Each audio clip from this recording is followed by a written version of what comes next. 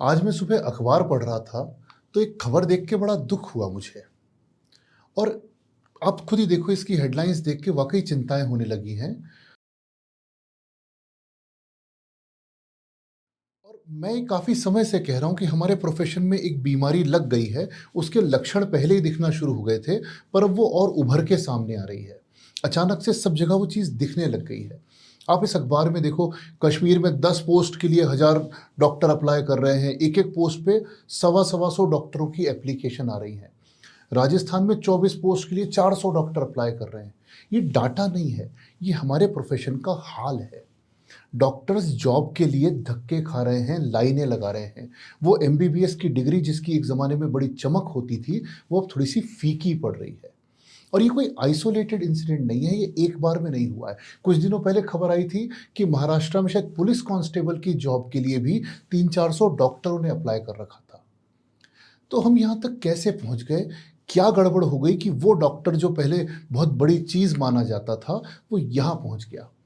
इसका जवाब बहुत सिंपल है, जो हर फील्ड में लागू होता है, चाहे स्टॉक मार्केट हो, चाहे कोई भी एक चीज़ हो।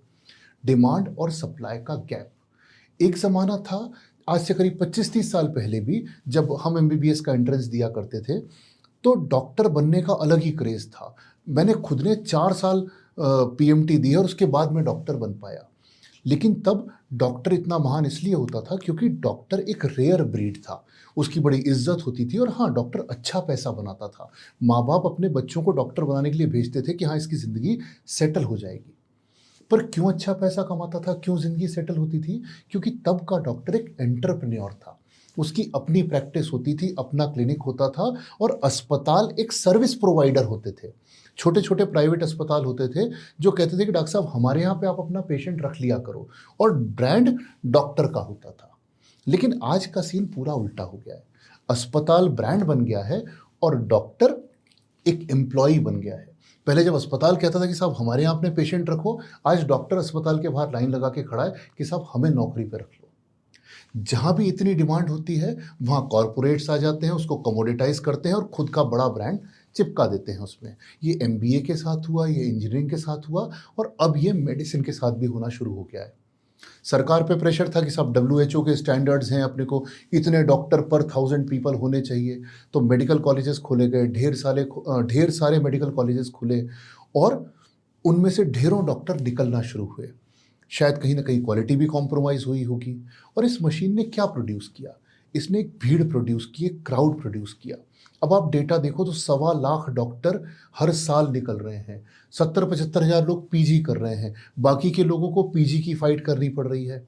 तो अल्टीमेटली इसका रिज़ल्ट क्या होता है? इसी अखबार में लिखा है कि प्राइवेट अस्पतालों में नए डॉक्टरों को 25,000 से 40,000 के बीच की तनख्वाह मिलती है।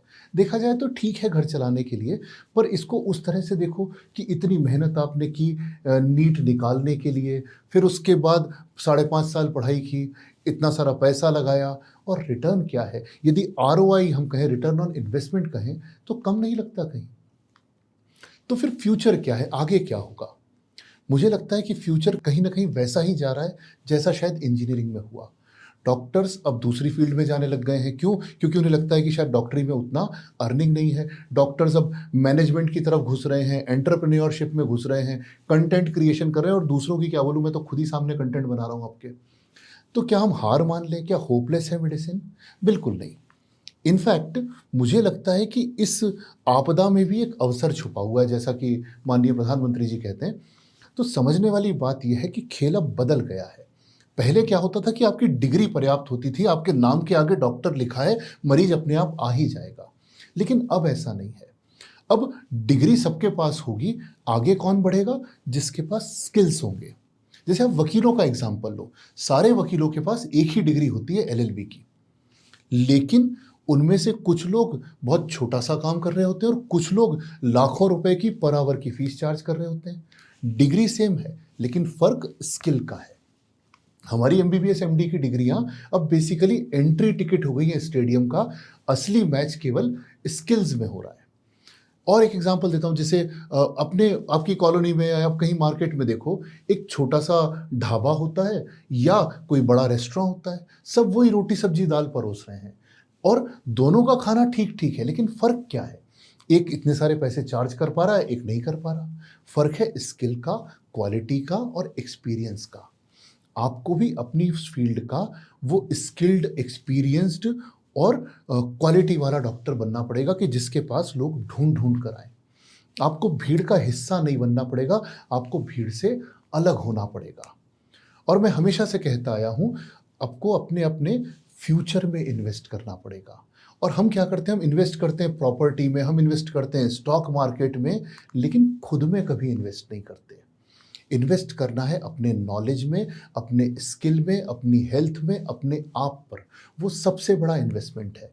ये आपकी सुपर पावर है जो कोई आपसे छीन नहीं सकता। आपकी प्रॉपर्टी जा सकती है, आपका स्टॉक मार्केट गिर सकता है, लेकिन जो स्किल मैंने सीख लिया वो मुझसे कोई नहीं छीन सकता। आज मेरे साथ एक कमिटमेंट करिए, एक कसम खाइए कि मैं रोज़ कुछ नहीं तो केवल 15-20 मिनट, आधा घंटा सेल्फ इम्प्रूवमेंट में दूँगा। अपने आप को बेहतर डॉक्टर बनाने में दूँगा। मैं कुछ न कुछ नया हर रोज़ सीखूँगा एक बेहतर डॉक्टर बनने के लिए। मेडिसिन कॉन्स्टेंटली बदल रही है, रोज़ बदल रही है और लर्निंग लाइफ लॉन्ग है। यदि आपने डिग्री 5 साल पहले ले ली थी, तो आज ज़रूरी नहीं है कि आपको सब कुछ आता हो। रोज़ नई चीज़ें आती हैं, नई गाइडलाइंस आती हैं।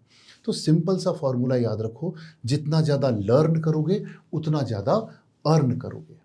हाँ, सच है कि डिफ़िकल्ट टाइम है डॉक्टरों के लिए, पर यही अवसर है कि जो डॉक्टर अपने आप में इन्वेस्ट करेंगे, वो बहुत अच्छा कर जाएँगे इस भीड़ से, जैसा वकीलों के साथ हुआ। तो अपने स्किल्स को अपनी ताकत बनाओ, अपने आप को इम्प्रूव करने में लगाओ। वो डॉक्टर बनो जिसके के लिए पेशेंट लाइन लगाएँ, वो डॉक्टर मत बनो जो नौकरी के लिए लाइन में खड़ा हुआ हो। हो सकता है मुझे देख के ज़्यादा दुःख हुआ इसलिए मैं अपने मन की भड़ास निकाल रहा हूँ, पर मुझे ये सब होता देख के सामने बहुत दुःख होता है। नीचे मुझे एक बार कमेंट में लिख के दो कि हाँ, मैं अपने आप को बेहतर बनाने में लग जाऊँगा। Right, I will. Thank you so much.